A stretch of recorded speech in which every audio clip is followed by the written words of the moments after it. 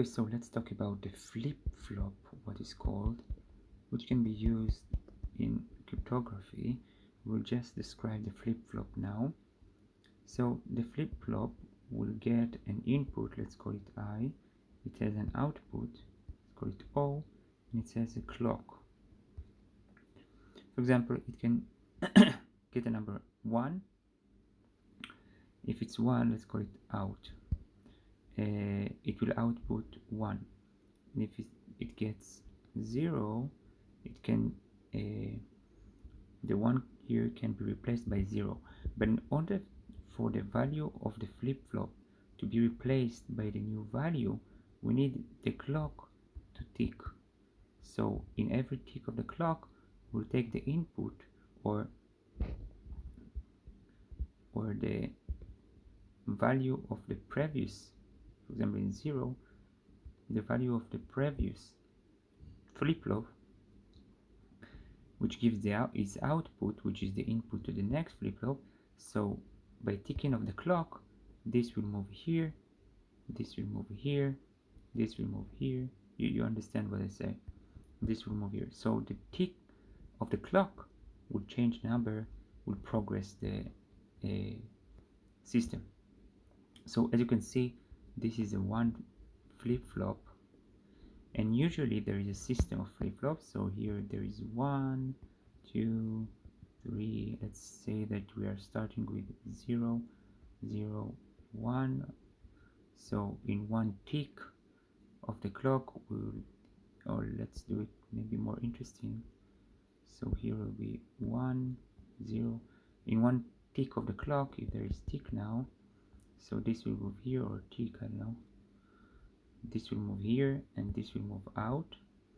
Usually as you can see, if I do this one, I will have here null, I will have a 1, I will have a 0. In the next tick I will have here null, I will have here null, and I will have here 1, and the next one I will have null, null, null. In order to not get stuck with this system, there are some computations that their idea is to generate numbers that will come inside the system. For example, we can do this thing, taking the value here, taking the value here, do a XOR between them, and repeating their value to the start, to the first flip-flop. So for example, if we start like this, so let's change this. If we start like this, so in the next tick we'll get here we'll get 1 from this one, here we'll get 0 from this one, and the XOR, which is 1, 0, XOR 1, which is 1, we'll get here a 1. Now the next one will give me here 1, here 1, and here. Now the XOR we'll have in the next tick will be 1 XOR 1, which is 0. So we'll have here 0. This is okay. Let's remove this one. So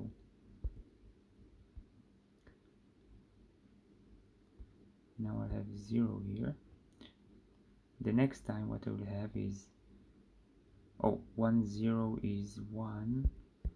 Sorry, so if we start like this, let's say we start like this, so the first XOR will be 1, 0, which is 1. So we have here 1. This will become here is 1, this will become here is 1. That's good. The next one, 1 and 1 will get into the XOR, and 1 and 1 XOR is 0, and this will get to here, so it's 1. This will get to here, it's 1. Again, this will be 0. Now this, because 1 and 1 XOR is 0, this will go right over here, and this will go right over here, so it's 1. Again, we will continue XOR between this one and that one will give me 1. This will go to here will be 0. This will go to here will be 0.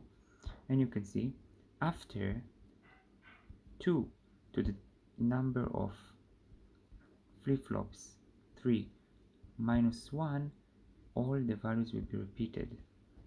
So if you continue, you'll see that you will repeat this cycle and get to here again, and then you will get repeated with all the series again. Because of this, you can make a system with more flip-flops, so the series will come back to themselves and restart in with more values before it. Okay, so this was some words about flip-flops and how they are used, and especially it's for cryptography, using those flip-flops to generate a sequence of numbers. So let's say flip-flop generating sequence of numbers.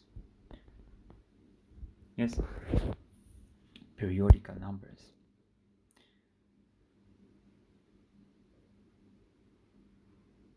That's it.